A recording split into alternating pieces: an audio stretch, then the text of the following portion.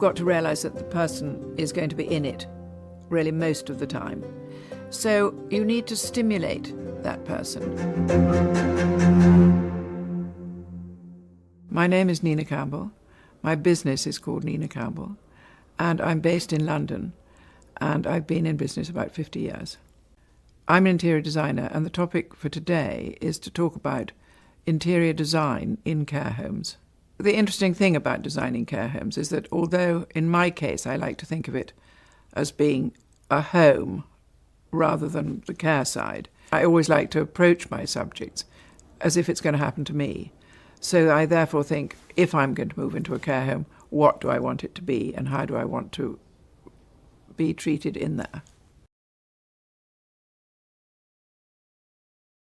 You want to make it comfortable, you want to make it welcoming, you want to make different places to go to in it. You'll have a reading room, let's say a little library, you'll have a dining room. Of course, in a care home, you'll probably have a bar.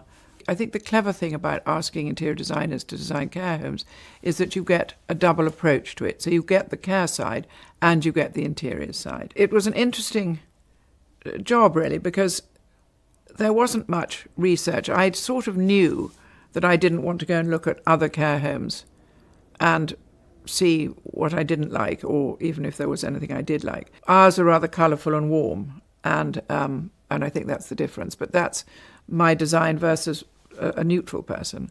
And I think really I just thought to myself, I'd laughed at the people that I was working with and said, listen, guys, I'm nearer the age where I'm going to be put in one of these homes. So I'm thinking entirely of myself and what I would like. And I would like a really beautiful bedroom.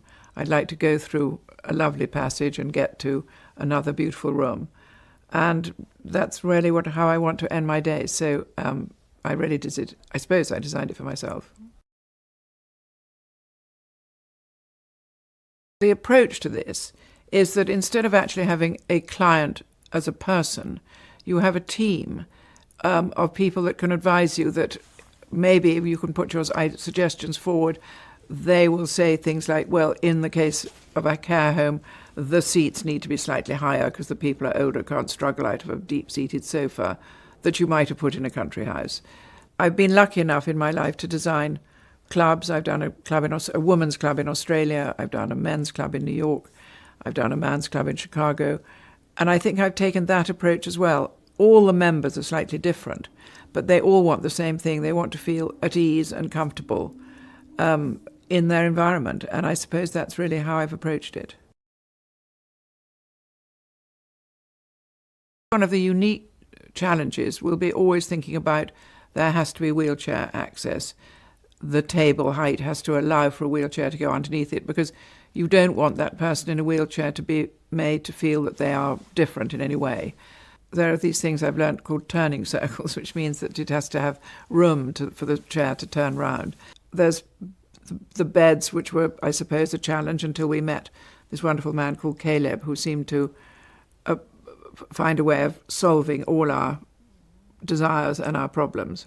Headboard is slightly exaggerated, I suppose, but when you walk into the room, that is really the first thing you see. And so it makes you feel you're in a bedroom and not in a hospital room, and I felt that was important. And of course, the other thing was, I personally don't like a single bed. I don't know that many older people want to go from their double bed into a tiny little, almost what will remind them of their school bed or their bed as a child. So we got the widest bed possible for two nurses to be able to help you if you needed help from either side. So there were all these things which it was rather like doing a jigsaw puzzle, I suppose. Nearer to doing a hotel is that, for example, when we did the bedrooms, we did 3 different colour schemes for the bedrooms because it's practical in terms of the financials, because it's quite possible that a chair might get damaged or a bedhead might get damaged or anything might get damaged. And if you have the volume of scale, you can move one around quickly if you have to. When you do a care home, you've got to realise that the person is going to be in it really most of the time. So you need to stimulate that person. I imagine that this person is going to wake up and possibly, if it was me, have breakfast in bed, which would be very comfortable, and then get up and go and do an activity.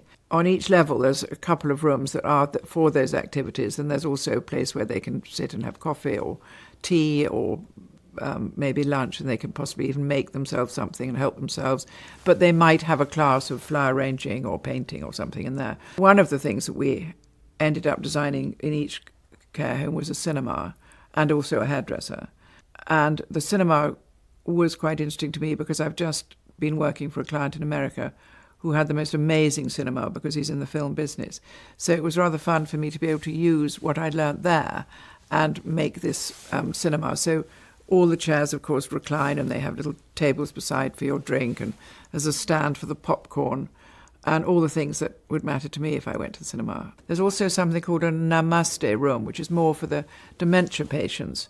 And there's even a room, which I'm rather intrigued by, where you have these wonderful, wonderful oil lamps, created wonderful colours going up and down, and this is now going to be all over the walls.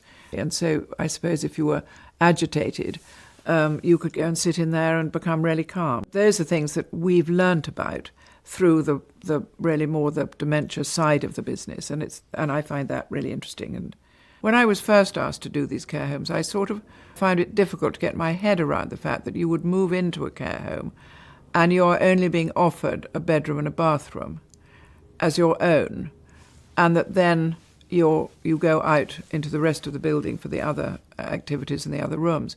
Until I really got my head around it, when I realised that if you were offered a flat, let's say a little apartment, you might become somebody who'd never went outside that apartment. So you might become very insular.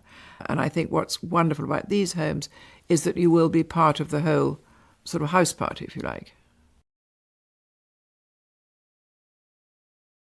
When you're designing a care home, it's really important to get the staff on board. Whatever we design, we always try and make back of house the same sort of experience, because if you have somebody working there, you want them to actually understand the sort of theory behind making a place comfortable and inviting. So we did the offices on the whole for staff, because also in many of these offices, maybe the client's family will come and talk to you. I think you want to go to work. I mean, you want to be encouraged to go to work, so you want to have a nice room when you get there. And all of that, it has to be taken into account. So the feel goes all the way through the home. As a designer, what I like doing is constantly learning. I think that's the whole joy of being a designer. And you just have to listen. I mean, you would listen to your client, who might like one colour and not the other. The dog might be kept downstairs, not upstairs. The children might still be there, might not be there. All the things that a client comes to when you do their house. So actually for a care home, it's the same thing, but you're listening to care advisors. Everything is looked after from that angle, and you have to just make your design work for them.